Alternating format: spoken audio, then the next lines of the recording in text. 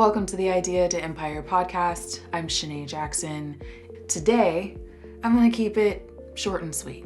I want to give you 5 lessons that I've learned as a business owner, and perhaps you can take some of these lessons and apply them to your own business so you don't make mistakes that I've done, but also you can amplify the triumphs that I've had. Here we go. One thing that I've been working on really hard is to run my own race. And what I mean by that is that I'm running my own race where I'm not comparing myself to others and I am enjoying the process and the level of where I'm at. You need to enjoy the journey because this is not done in one day or 2 days or even 1 week. I mean, sure, there's probably a few out there, unicorns, but for the majority of us, probably all of us, we need to enjoy the stage that we're in. I know that I get overwhelmed when I compare myself to someone else that has more followers, that has more subscribers, who has more people on their email list, who makes more money. And then I have to remember to pull myself back. And when I pull myself back, I go, well, they have 100,000 subscribers because they've been doing this for 15 years. I haven't been doing it for 15 years. So I should give myself some grace. Give yourself some grace. Run your own race and exalt in the triumphs that you get every step of the way. You don't need to compare yourself at all to what others are up to. An important aspect of running my business, I have created a community around me. The community around me has been so necessary for the journey that I'm on and the successes that I've actually accomplished. They help guide my steps. So a few types of communities I have around me. I have what I call a business bestie. I have a few of them actually, and they are called when I need some feedback. I need to work through an idea, encouragement.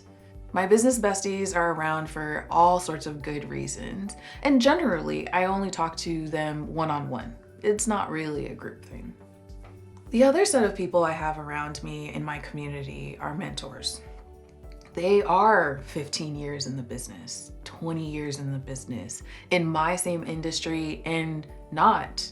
They give me ideas and lessons on what they possibly did wrong and how I can jump over them. Kind of like Mario.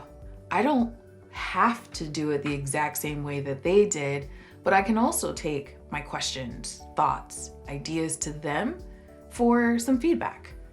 And as a business owner, I would hope that you like feedback. Not necessarily because you need to take all pieces of feedback in consideration all the time, but take what makes sense and leave the rest. The other set of community members that I have around me are what I call a board of advisors. This board of advisors is made up of my lawyer, my accountant, my financial advisor. There's a mentor in there as well. And really, it's anyone who wants your business to succeed. They are your backbone. These are people that whenever you're making a step towards something, you also get their feedback because they are sort of in charge of very specific aspects of your business. And the best way to vet these people is, do they call you and check in? Or when you call them, they're like, hey, how's it going? What can I do to help you? Get those people on board. You'll never regret it. The other community that I believe that everyone should be a part of, or at least have some version of it, is a mastermind. I'm in 2. And really the focus is that I am getting in community with a set of people who are doing at least approximately the same thing that I do.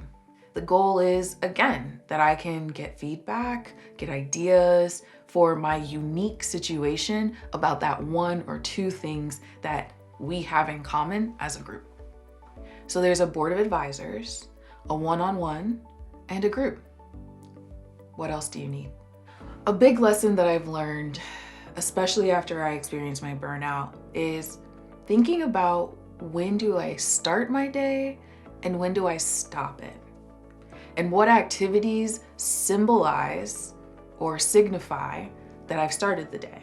And in the same way, what activities go and symbolize and signify that I have finished?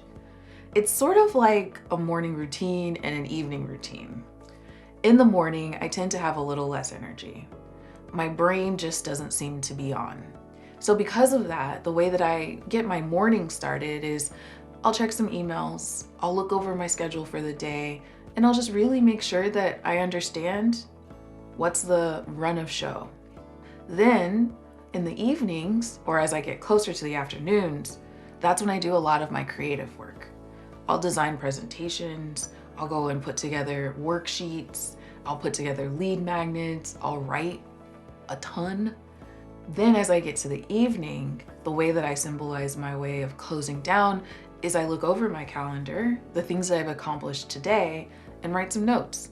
How many meetings did I have? One-on-one, networking, clients, what went well, what didn't, and then start looking over what's happening in the next day. Then I also clean up my desk, because nothing's worse than coming to a dirty desk. That's the way that I close my day, and it's really helped to put together a set of routines. The other part that's pretty related, but not quite the same, is thinking about your energy throughout the day. I have realized that my energy tends to be a little up and down.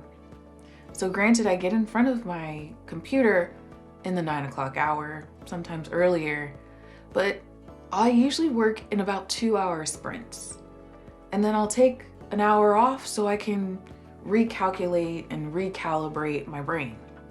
So are you anything like that?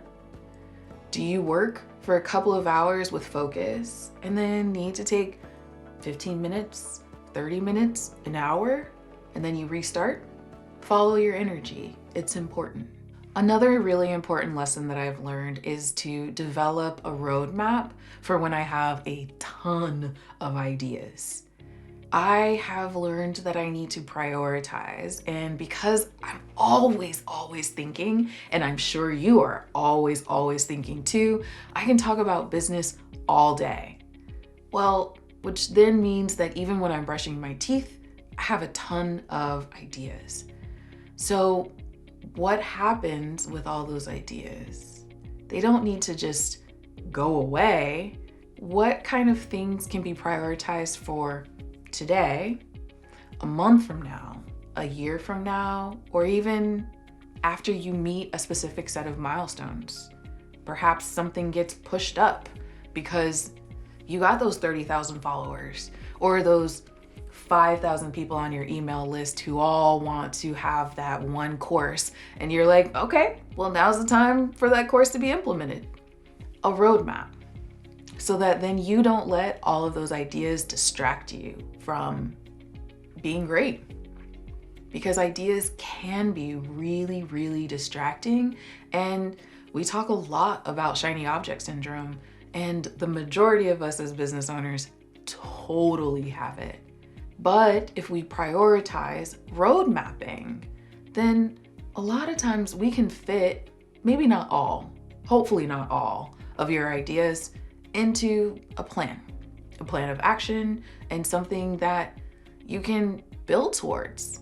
You need those ideas to be able to be a smarter, better, and find longevity in your business. So keep the ideas flowing, but a roadmap is incredibly invaluable. The final lesson that I've learned is to be innovative, interesting, and unique. There's a lot of people who probably do and solve a similar problem to you, but they don't do it like you do it. They are different from you, and that is exactly what you want. We don't need any copycats in the world. How do you do something like this? You should know what's going on in your industry and definitely understand what are some of the trends. So can you go along with the trend, but then on the other hand, make sure you're not a follower or behind the curve? Or what would happen if you understood what your competition was doing and then decided like, that doesn't make sense for my business because I have a roadmap. Be innovative, be unique, because we want to know exactly what you're up to. Your clients and your customers deserve it. That's all for today. I hope you found the 5 lessons that I've learned and hopefully you're learning really helpful and useful as you go through your empire building journey. This is the Idea to Empire podcast, and I'm Shanae Jackson. We'll see you next time.